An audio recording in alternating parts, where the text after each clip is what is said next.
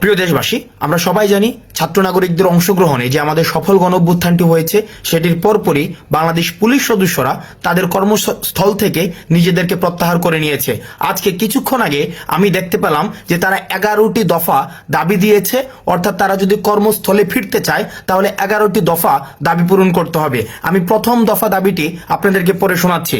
তারা বলতে চেয়েছেন যে পুলিশকে সংস্কার করে দলীয় প্রভাব মুক্ত জনগণের কল্যাণে নিয়োজিত করতে হবে। দেখুন, খুব আমরা যেই পুলিশকে আমরা দেখতে চাই দলীয় প্রভাব মুক্ত থেকে কাজ করার জন্য পুলিশকে সংস্কার করতে হবে, এটি তাদের প্রথম দফায় এই দাবিটি রেখেছে। এবং এই দাবির সংস্কারের যে জায়গাটি, এটি সম্পূরক একটি জায়গা তারা যুক্ত করেছে। সেটি বলেছে, আমরা যে রঙের ইউনিফর্ম পরিধান করে কলঙ্কিত হলাম সেই পোশাকের রং পরিবর্তন করে কনস্টেবল থেকে আইজি পর্যন্ত একই ড্রেস কোড নিশ্চিত করতে হবে। এটি ছিল তাদের প্রথম দফার ক নাম্বার দাবি।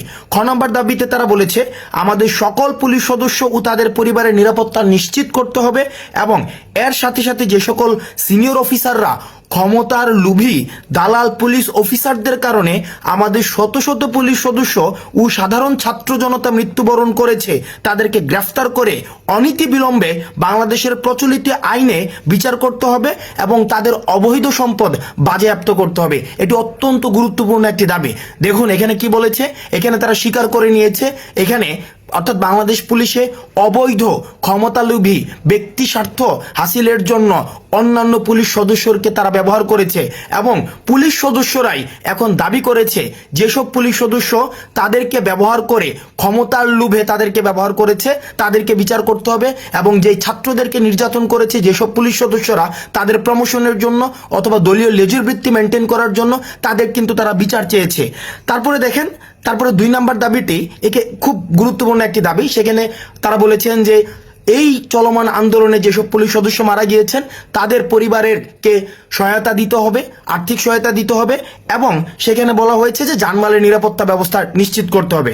এবং খ নাম্বার যে দাবিটি, খ নাম্বার দাবিটি আমি ব্যক্তিগতভাবে মনে করি খুবই প্রাসঙ্গিক। 2 খতে সেখানে বলেছেন যে আন্তর্জাতিক শ্রম আইন অনুযায়ী সেখানে 8 ঘন্টা কর্মঘণ্টা নিশ্চিত করতে হবে। আপনারা সবাই জানেন বাংলাদেশ পুলিশের যেই কর্মঘণ্টা সেখানে নির্দিষ্ট কোনো কর্মঘণ্টা নেই। সেখানে হচ্ছে অর্থাৎ একটা পুলিশ 24/7 ডিউটি করতে হয়। আমরা জানি একটা মানুষের পক্ষে 24 ঘন্টা ডিউটি করা সেটা কখনোই সম্ভব না।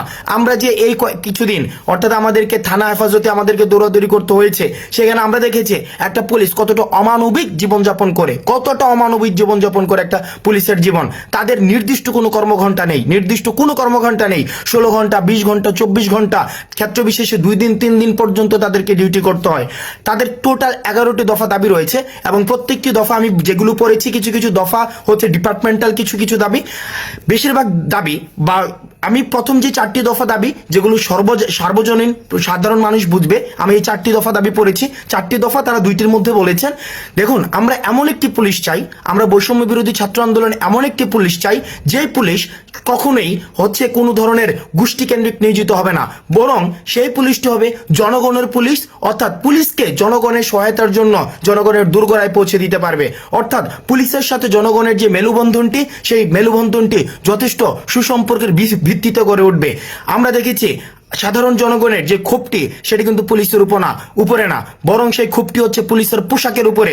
অর্থাৎ যারা গত 16 বছর ধরে ফ্যাসিজম কায়েম করেছে এই পুলিশের পোশাকটি ব্যবহার করে, অর্থাৎ তাদেরকে লাঠিয়াল বাহিনীতে পরিণত করেছে। আমরা দেখেছি ছাত্রদেরকে দমন করার জন্য, সুশীল নাগরিকদেরকে দমন করার জন্য, যারাই নীতিগত সংস্কারের কথা বলেছেন তাদেরকে দমন করার জন্য পুলিশকে সবসময় লাঠিয়াল বাহিনী হিসেবে তারা ব্যবহার করেছে ক্ষমতালোভীরা। সুতরাং আমরা পুলিশের যে দাবিগুলো জানিয়েছে এই দাবিগুলোর প্রতি বৈষম্য বিরোধী ছাত্র আন্দোলনের একজন সমন্বয়ক হিসেবে আমি ব্যক্তিগতভাবে, এটি কোনো আমাদের হচ্ছে আনুষ্ঠানিক বৈষম্য বিরোধী ছাত্র আন্দোলনের কোনো বক্তব্য নয়, আমি ব্যক্তিগতভাবে এই যে 4টি দাবি সেগুলিকে অত্যন্ত বা 11টি যে দাবি সেগুলিকে অত্যন্ত যুগোপযোগী মনে করছি এবং পুলিশকে জনগণের দুর্গরায় পৌঁছে দিতে এবং পুলিশের যে ভাবমূর্তি ক্ষুণ্ণ হয়েছে সেই ভাবমূর্তিকে আবার সেটাকে ফিরিয়ে আনতে, পুনর্গঠন করতে আমি বিশ্বাস করি এই যে দাবিগুলো সেগুলি প্রাসঙ্গিক।